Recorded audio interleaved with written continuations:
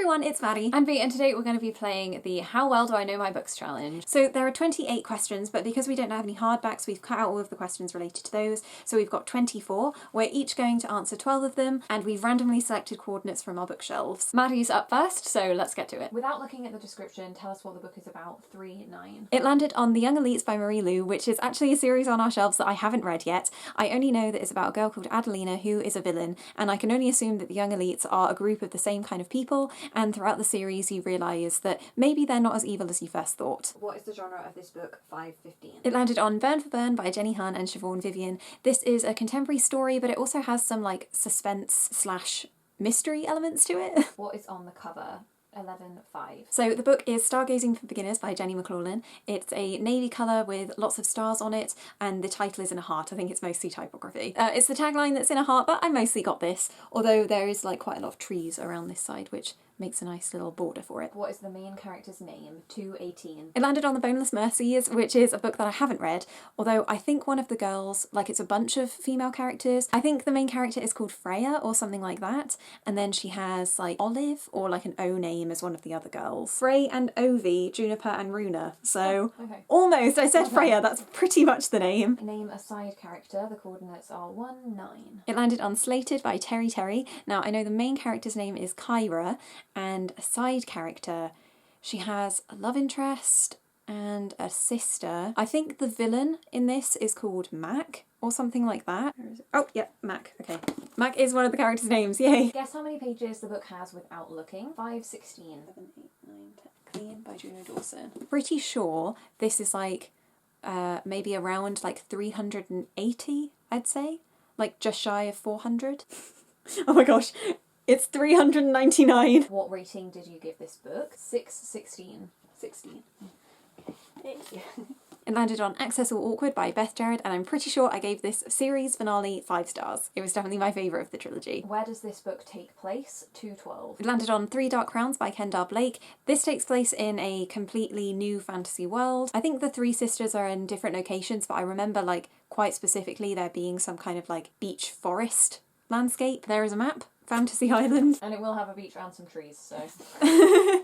Can't go wrong there. Without looking, what are the parents' names? 7-13 and coordinates. It landed on Moth Girls by Anne Castee. This is all about 2 girls. One of them is abducted or goes missing, and the other one is the main character, and she's like trying to find out what happened to them. I can't remember there being parents as like a prominent part of this. I wouldn't even be able to make a guess. Do the chapters have titles or are they just numbered? And you've got 8-6 as the coordinates. 1, 2, 3, 4, 5, 6.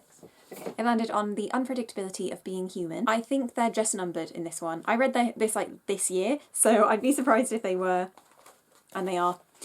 They've got subtitles. Without looking at the book cover, does it have an award on it? 9-10. Ariadne by Josh Martin. I'd say no, definitely not. Does this book have any author blurbs on the front cover? 3-18. 18, okay. That's landed on The State of Sorrow by Melinda Salisbury.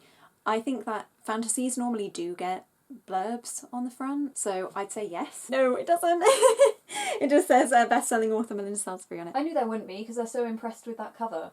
Like, they wouldn't want to like put anything. Oh, that's true. I didn't think logically. So B tallied up my points and I got 5.5 out of a possible 12. So I did absolutely rubbish there. Let's see if she can beat me. Does the book have a description on the back? 6-2. Okay, so this is The Truth About Lies by Tracy Dalton, which is an arc, so I'm going to say yes. No, no, already. I got the way you were reasoning that, like, it's an arc, so no. Well, that cover is really nice. It's like got 2 images, so it's just got details about the book. Does this book have an author photo? 8-17. In the UK, we don't really do author photos. No. Just say yes or no, don't check beforehand. Oh yeah, so I'm gonna go with no. No author photo. Without looking it up, is this author using a pen name? 10-3. The book is A Little Something Different by Sandy Hall. I'm gonna go with no. This is her real name? Yep, and it's copyright to Sandy Hall, so. What POV is this book written in? 9-3. 3, another Carly Sorosiak. Did you read this one recently, or did you read the other one? You said it had 3 main characters, so would that be in the... No, I'm gonna go with first person. First person. Okay, it's first person. First person. Okay. Does this have an epilogue? 1-5. Ah, okay.